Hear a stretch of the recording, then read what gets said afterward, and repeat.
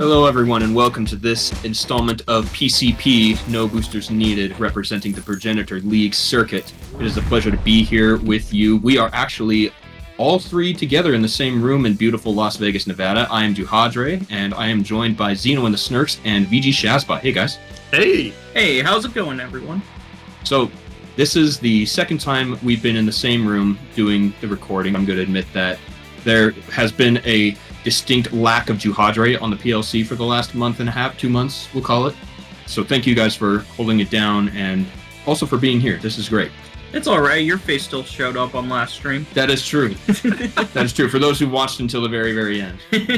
True. Yeah, we miss you, admin, and we missed you, Duhadre. Well, thanks, guys. So we are talking about May this episode. We want to give a big shout out to our winners. That was Suspect Chungus. Congratulations to them. They were victorious against No Heckin' Way in our finals a month ago. And so let's talk a little bit about how May went. It was in my eyes, it was a unique tournament. We see a lot of stomps when we go through PLC, but this time we didn't realize the team was winning until the last two plays or so. Everything seemed pretty even throughout the early and mid parts of the game. Yeah, particularly for the finals and semifinals. And with our all of our newcomers, our beautifully named teams, that there's some really good ones out there. But the semifinals and the finals are worth watching. And here's your spoiler warning. They're really good. I recommend going to watch them on our YouTube channel first. Yeah, it's always good to see new and upcoming names. I always enjoy seeing that. And it's also good to see that despite PLC growing, it's almost like the skill floor is narrowing in the sense of like more people are able to keep up with the competition, or if they're new and they get involved, they look into strategizing to becoming better, and then they show up better than they were before. So it's really cool to not only see the newcomers, but to see all the different people come in and improve. Absolutely. And now, Shazbot, you and I are actually talking over the last few days about ways to improve. And we have some very strong opinions on scrim culture and what that means. I'm sorry to just like toss you into this out of nowhere, but we've been chatting about what it is about practice and things and why coming to PLC can help teams who want to get better at that. Mm-hmm.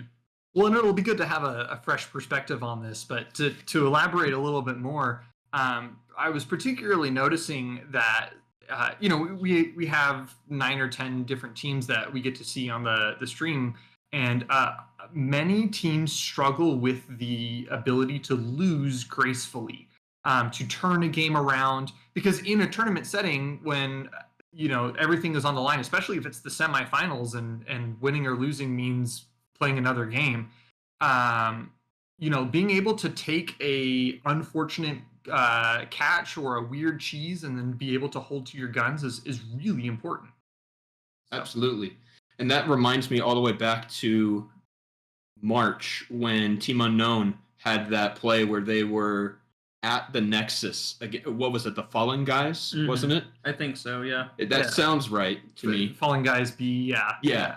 So they were at the Nexus. They lost a team fight, and the death timers were so long that the Fallen Guys ended up winning, or whatever the other team was. I know it was Team Unknown. Mm-hmm. And darn it, I can't remember if they actually won the game or not. But there were two teams. Unknown was involved. I guaranteed that. At the Nexus. And at the Nexus, they got aced at the end, and because death timers were so long, we're talking 55 seconds, the other team just ran it straight through the mid lane, didn't even bother with the backdoor bonuses on the turrets, and just beat the snot out of them, and they ended up winning the game.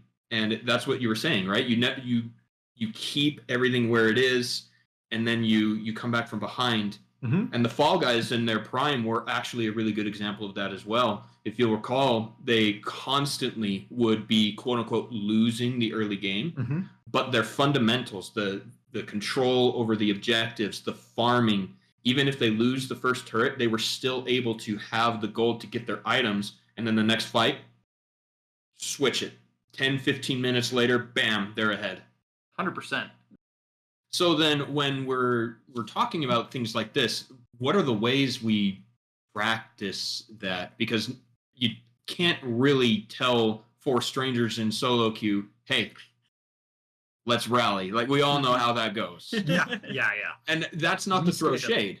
Mm-hmm. There are different perspectives on how to use your time when playing the game. There are those who think that the more often you are in a game, the better off you are. So if you're going to lose this one, why are you wasting your time when you can then spend the next 10 minutes in a possibly winning game, right? Like, the mentality is understandable, but I'm of the opposite, where you should be learning from every experience you have.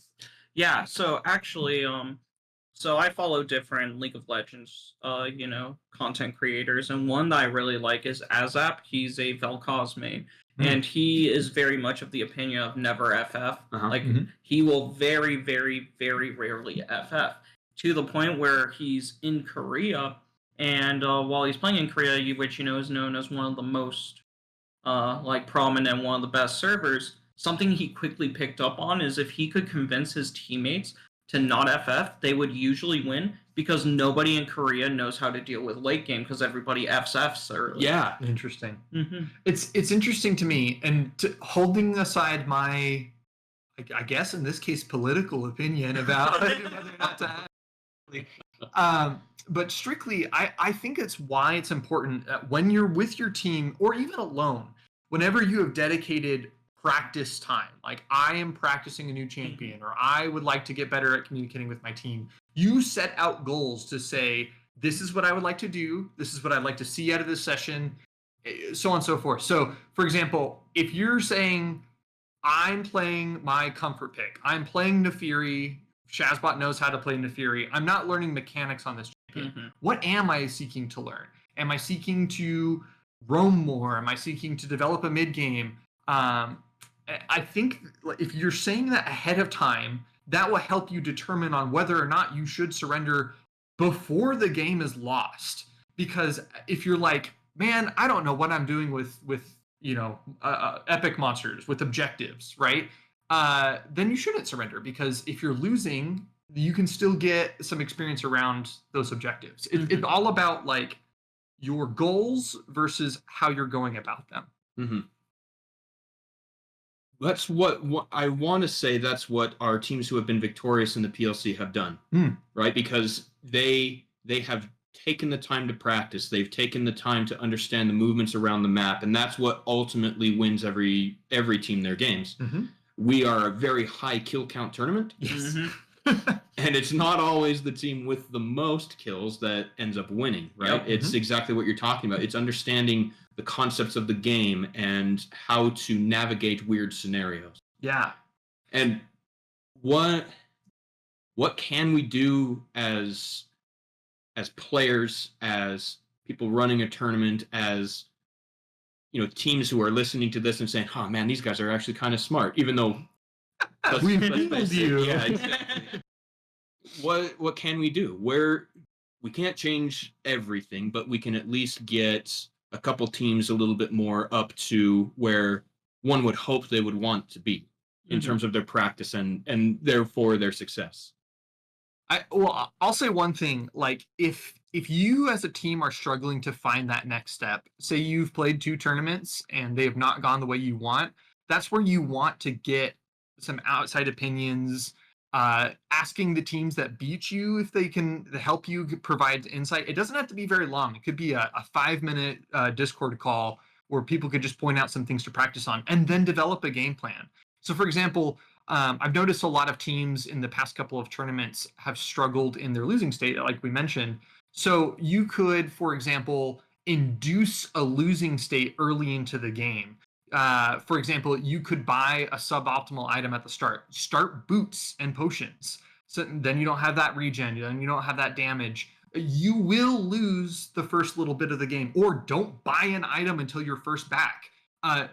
Statistics say that you will not win your lane if you do not have an item. And at that point, you play your game, lose the lane, make sure that your teammates are on board with all this. I'm probably going to do this in solo.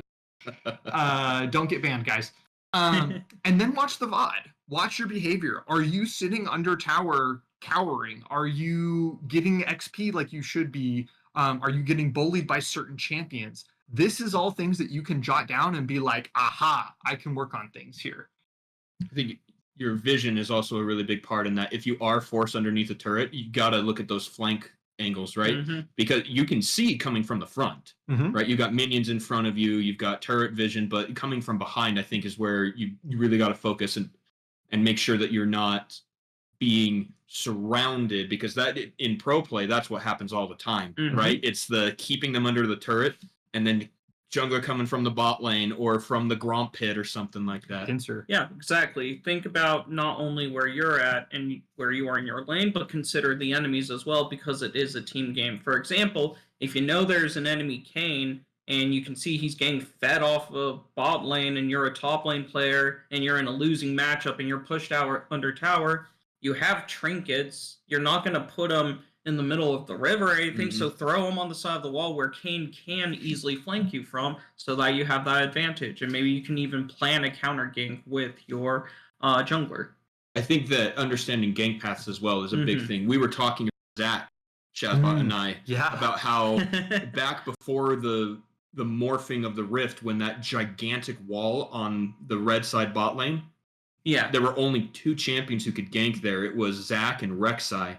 Until Kane came out, obviously. Right. But those 2, right? And no one knew how to deal with it. Very few people know how to deal with an Evelynn because of her invisibility, right? You don't know until you're hit. I was gonna say, I see you, Billy Harold. I like the way you ward against Evelynn, especially post 6, is not the way. And like this is like the mentality you need to get against. Like, hey, I'm losing to Evelynn.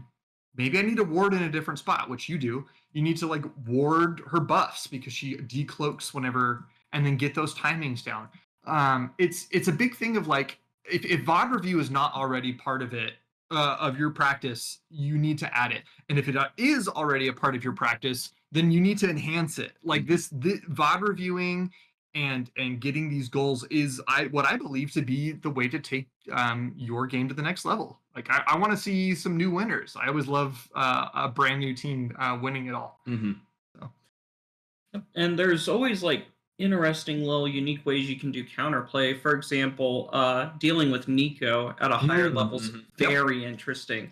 Her counterplay is pressing the tab button. Because what you do is you press tab and you see that there's a question mark next to her indicating she's not on the map, and you just keep checking. And then when that disappears and you still don't see her in vision, she's disguised. Yeah. So just simple things like that can make a huge difference. So think about champions, how their mechanics work. And I'd say if you're having trouble against a specific champion, go watch like a high-level player that mains that champion and see what they do so that you can work around that. Or pick them. Pick and play them is an even better way to get experience. I'm going to tell you that counting minions to find the Nico is way harder than pressing tab. That's a great trick. Oh, some people will even go to the extent, like I've read online in forums and stuff, that some Nico mains will also only disguise themselves as the cannon minions. So not only do you have to keep track of how many are there, but you also have to keep track of whether or not the wave is a cannon minion wave. Gosh dang, dude. Yeah. That's incredible. And I think we should be asking questions, right? Like we can hunt 150 plus champions at this point. 170. 170 champions at this point. So just a few. Less than 1% of the champions, we can hit one at a time. But what I'm saying is like you should know your weak matchups. You should know the champions that you're up against, and then come ask us. Like we have a great community nowadays. I bet you anything that if you were losing to Azir, we've got a couple of Azir mains in the channel. And I'm pretty sure, to poke on fun at Billy Harold again, if you're losing Galio, I'm pretty sure Billy could give you some stuff to fight Galio. He may do it begrudgingly because he likes to play a lot of Galio, but he'll do it. He'll do it, I promise. Even if someone, for whatever reason, doesn't have the answer, they could definitely point you in the right direction. Like, I'm not sure, but go check this out. Yeah, or let's hop into a 1v1 and at least get to the point where we're like, okay, this is where you need to do your groundwork, your footwork. Yep. You and I did that with Ambessa. Yes, we did. We practice tooled Ambessa the week she came out, and I can't remember. I went electrocute, Mm-hmm. right? Yep, I think and I that's went what I did. And you went grasp. That's right, you did. Mhm. And the way you move around, the way you cast the spells, the way you try the keystones and those types of things, Yep. it's not the same as a real game because you're fighting yourself, but it's getting you familiar with the way the champion moves and how combos can work, and you see other people try something you didn't consider and those type of things. Finding synergies like the Cyclosword giving a 99 slow on your first auto attack. Yep. And once that wears off, oh my gosh, what do? You hit E, so they're slowed for another 90%. Yep. What is that? 4 seconds of oh shoot, I can't move. That's a wither. Yeah. And Bessa has a wither if you buy Cyclosword. That's how it works. It really is, and then I adopted her into my repertoire, and now if you play Ambessa in the PLC, I'm judging you more than all the other 9 players of the team. Doesn't matter if you're winning, doesn't matter if you're positive. I'm like, that E could have been closer. I wish you had been here the other day. We were watching PLC on the big screen here, and he was like, you know that Ambessa could have done. Oh, wait a minute, they're winning. Yeah. He was up like by a lot, and I'm like, I don't know about that. It was pretty funny. So Shazbot will judge you, but the rest of us won't. Please pick Ambessa. She's great. She's a great champion. So one more thought I want to put in there is understanding the need for, or rather the power of certain champions in matchups. Continuing on our thought process of practice, we were rewatching the finals, and there was a moment where Set and Scion were fighting. Set was losing the matchup. He had flash. He was up in the top side in the river and could have made it over the wall. And when he died, I was like, wait a minute. Why did he turn around and get that grasp proc instead of flashing over the wall? Like, he could have survived. And I looked. Scion also had flash. So here's the question that you need to ask yourself. I know it's harder to do in the moment, but these are the types of things to consider when you pick your champion that you want to play and when you practice your matchups. Who benefits more from having flash, Set or Scion? Easily Set. Easily. And the reason is Scion's ultimate and his Q are the ways he impacts team fights. Flash does not impact either of those. One could argue a max level charge W, blasting in the middle of a fight could be cool, but that's not Scion's job. Set, on the other hand, when you flash E, can ruin a team's day. Flash ult, ruin a team's day. And so you save that spell, even though you're training it off your opponent, who has the better value out of the spell. Yeah, and I think you nailed the idea on the head right there, where it's like in the moment, it's hard to think of. You shouldn't be thinking of in the moment. You should know before the game starts. And if it's like, well, I don't have enough time during Champ Select to think about it, then it's like, great. Another reason to practice is if you know this matchup enough, you should be like, I am set. My flash is more valuable than the Scion's flash.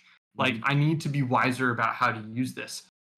Offboard that thinking to before the tournament so that you can focus on more important things. Like, this should be in the back of your head.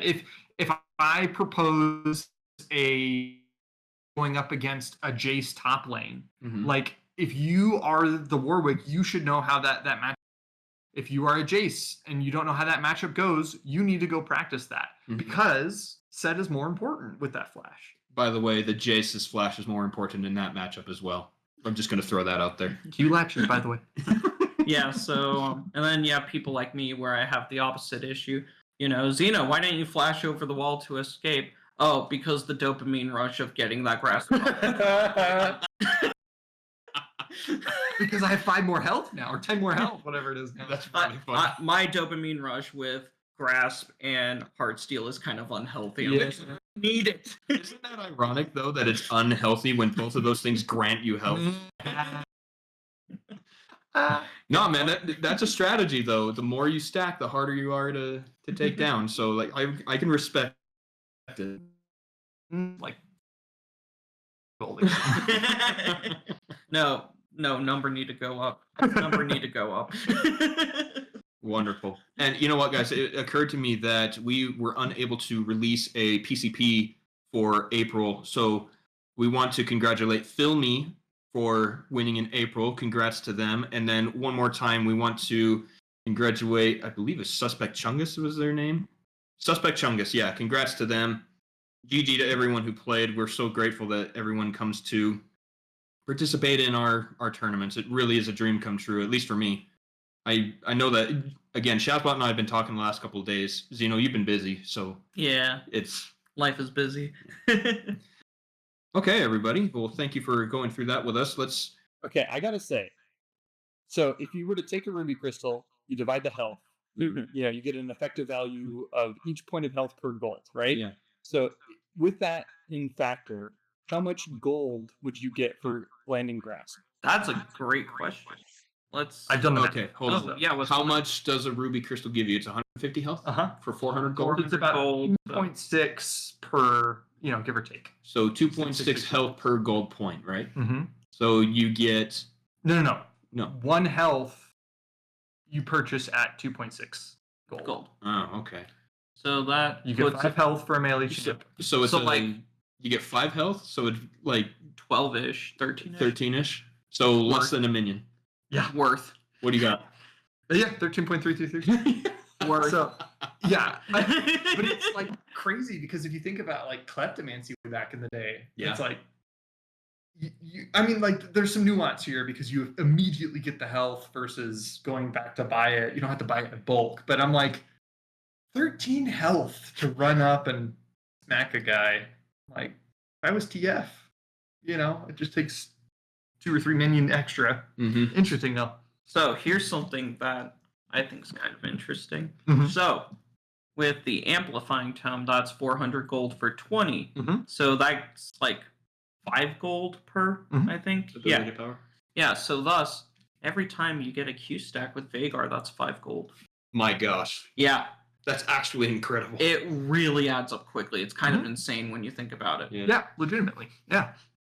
I mean, like, we could probably have an entire podcast about EV, about how obsessed people are about specific stuff and how actually effective it is. Getting the value out And of it. that EV does not introduce a win. Like, but, Well, and then, like, it's also kind of hard because it's like, yeah, maybe it's not as gold efficient, but it may have a really powerful passive. I know you hate the item, but Zonya's is a great example. It is not a gold efficient at all, but still good enough. Mm-hmm. Yeah. Like, the passive is so strong, it's worth it. Yeah. The active, though. Oh, yeah, the active. The passive is kind of garbage. Yeah, my bad. I meant the active. But you get the point. The active is so strong on it that it doesn't matter that it's super inefficient with the gold. No. Yeah. You'd pay more than 600 gold just for a one-time use. Mm-hmm. So that says something. We have a few minutes left, so I don't think there's anything huge in terms of patch that's come out that will affect our tournament. We can talk about the Hall of Legends. I know that we talked briefly about the Faker skin a year ago. Holy crap, it's been a year. Yep. I am holding my tongue. I'm biting my tongue. I'm not trying to say anything. We are a competitive tournament. There's a lot of ARAM changes that are really cool. Oh, that's right. So then let's talk Brawl real quick, if you don't mind. Sure. I'll tell you what. It's not ARAM. It's not ARAM. No, but it is actually a lot of fun. It is. I enjoyed the few rounds of Brawl that I played. If you're looking for a casual, just goof off kind of mode, and you get to pick your champion, that's your goal, my guys. Go play some Brawl. It's a very simple concept. You keep the minions from getting into your portal and kill enemy champions. Boom. That's it. That's all you have to worry about. You don't have to defeat towers. There are minimal jungle buffs. There are no drakes. There's no overall macro game to be played here. It's just go and brawl. Mm-hmm. Well, just to shout out Top Ramen Chef for a second. Brawl is maybe the most poignant story of how to most effectively use your time if you're playing to win. If you're playing to have fun, tune me out for a few seconds. But Brawl represents a way to always make sure that you have uptime to doing something because anyone can jungle in that mode. Mm-hmm. So I will say, yes, introducing a new person to the game, play Brawl. Have it 15 minutes to kill, play Brawl. It's a great game mode, and there's more to it. Oh no. Yeah, I was gonna say, on top of practice with team fighting, you can limit test with your champions. On top of all that, you can kind of simulate a mini fight for Baron, but just over the buffs, because a lot of times the entire team will go to fight over that buff, or a big portion of the team. So that's actually good practice for how to work around people that have procced the jungle camp, and you can apply that to Baron or Dragon. Not exactly, but there are general ideas there that can be implemented. Well, I love it. I think it's great. But you also know me as a very casual player, so there is that. What do you guys think about the Otacon change? This is removing the 2 forms and the complications of which is stronger and balancing all of that. We only have 1 form now. You get all the flowers that are on the map when you kill him. I think that was a good choice. I think PLC called it too. We were talking game design a little while back. I like it for the simplicity. I think it's kind of sad that they couldn't solve it. I would even like them to return it with a different style of buff. I think that the 4 elemental drakes is a healthy change for the environment, especially because it comes in a random but semi-predictable way.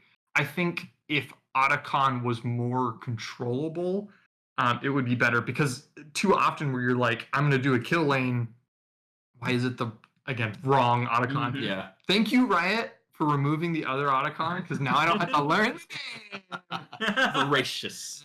Sure. You don't even care. Okay.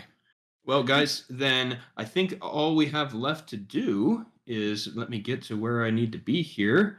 Remind everyone, once again, congratulations to Suspect Chungus for winning in May. We already have June and July announced. June 21st, that is a week from recording at 1 p.m. Pacific time. Go sign that up on Battlefy. And remember, our streams are on YouTube. Then from there, we have July 12th, 1 p.m. Pacific time. Same thing on Battlefy. You can sign up for that. The earlier you get signed up, the easier it is for Admin Anonymous to get set up and help you if problems arise. So as early as you can, get together and sign up there. Don't forget to follow us on our social platforms. We're on Twitter, Blue Sky, Instagram, and TikTok. Or, you know what? Send us an email.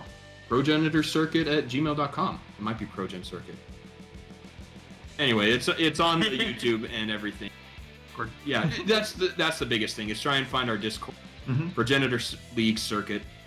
That's where everything happens. Yep. So, any other thoughts, you guys?